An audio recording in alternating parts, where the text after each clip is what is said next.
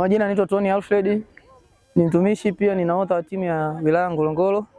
Hapa nyuma yetu unaona kama inavyoendelea, tupo kwenye maandalizi ya michuano ya halmashauri zote Tanzania inayoitwa Shimisemita yanayotarajiwa kufanyika jijini Mbeya.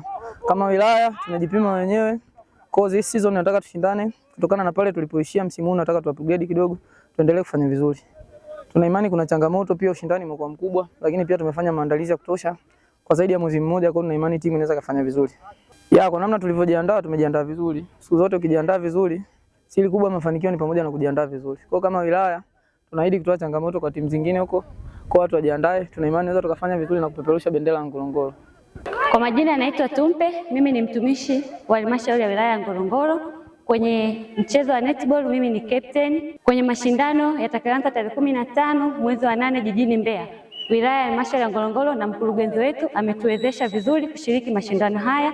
Tarehe 15 Ngorongoro tutashiriki vyema na kurudisha vikombe nyumbani. Tarehe 15 mwezi wa 8 jijini Mbeya, Ngorongoro tunakuja. Kwa majina ni Asmani Saidi Mbwambo, afisa michezo halmashauri ya Ngorongoro, iliyo chini ya mkurugenzi mahiri sana Mtala Sadiki Mbilu.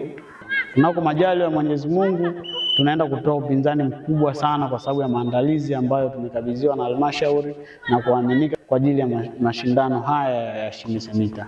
Kwa mwaka huu tumejipanga katika michezo mbalimbali ikiwepo mchezo wa mpira wa miguu, mchezo wa mpira wa mikono, mchezo wa volleyball, netball. Tumejiandaa vyema, timu imeshakaa kambini na sasa tuko tayari kwa kwenda kupambana na kushindana.